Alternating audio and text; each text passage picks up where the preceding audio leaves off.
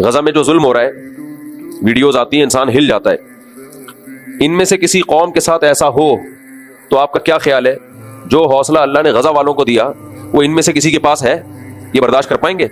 پھر کیوں کہتے ہیں وہ مسلمان برے اور مسلمان تھرڈ کلاس لوگ ہیں اور ان کے اخلاق اچھے نہیں ہیں اور یہ ایسے ہیں یہ ویسے ہیں؟ ان کے ساتھ اگر ایسا ہو، اتنا نہیں، اس کا 10واں حصہ بھی ہو، یہ اپنے حواس بولو کھو بیٹھیں گے.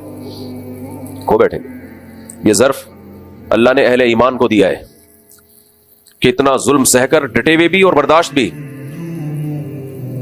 تو ہمارے حکمرانوں کا فالٹ ہے کہ خاموش بیٹھے ہیں، مدد نہیں کر رہے اور دشمن اسی کا فائدہ اٹھا رہا ہے. لیکن یہ بات تو ثابت ہوتی ہے نا کہ ایمان والوں کو اللہ نے جو حوصلہ دیا ہوتا ہے، جو برداشت دی ہوتی ہے، جو خواہشات پہ کنٹرول دیا ہوتا ہے، وہ کافر کے پاس نہیں ہے. پیٹ بھرے ہوئے سے نہیں پتہ چلتا کہ کون اچھا ہے کون برا. جب توند بھری ہوئی ہوتی ہے، وسائل کی کثرت ہوتی ہے، تو سب اچھے ہی ہوتے ہیں بھائی. نائس ٹو میٹ یو ہی کہنا ہے آپ نے. بسوں میں سب کو سیٹ ملی ہوئی ہو تو کسی کا کیا جھگڑا ہوگا؟ جھگڑا تو جب ہوتا ہے جب بھائی 2 آدمیوں کی سیٹ پہ 3 کو بیٹھنا پڑے، پھر پتہ چلتا ہے کہ اس میں کتنی برداشت ہے. تو آزمائش سے پہلے کسی کے بارے میں نہیں پتہ چلتا کون اچھا ہے کون برا. آزمائش سے تو مسلم قومیں گزر رہی ہیں، یہ تھوڑی گزر رہے ہیں. تو میں یہ کر رہا تھا کہ جس کے پاس ایمان نہیں ہے وہ برائیوں کی طرف 2 وجہ سے جاتا ہے. خواہشات پہ کنٹرول نہیں ہے. دوسرا، شیطان کے لیے اس کو بہکانا بہت آسان. جتنی غیر مسلم اقوام ہیں انہوں نے ہر جرم کو حلال کر دیا، ہر جرم کو.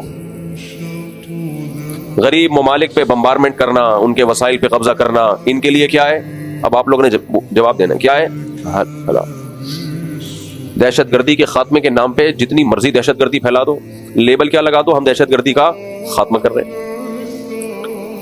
اللہ تعالیٰ نے تو جس کے پاس ایمان نہیں ہے وہ 2 بڑے مسائل میں مبتلا ہوتا ہے. ایک، خواہشات پہ کنٹرول نہیں، اور اگر بالفرض خواہشات پہ کنٹرول ہو بھی، بعض لوگوں کا ہوتا بھی ہے، اور بہت سے لوگوں کا ہوتا ہے، بعض نہیں بلکہ غیر مسلم میں بہت سے لوگ ہیں جنہوں نے اپنی خواہشات کو کنٹرول میں رکھا ہوا ہے. وہ ٹائم پہ اٹھتے ہیں، ٹائم پہ جاگنگ، ٹائم پہ ہر چیز ان کی. ایسا نہیں ہے کہ پڑے ہوئے ہیں تو پڑے ہوئے ہیں، کھا رہے ہیں تو کھائے چلے جا رہے ہیں، بہت کچھ کنٹرول کر لیتے ہیں. لیکن دوسرا جرم، گمراہی کا دوسرا سبب کیا ہے؟ شیطان. قرآن کہتا ہے انا ارسلنا الشیاطین علی الکافرین تعزهم عزا.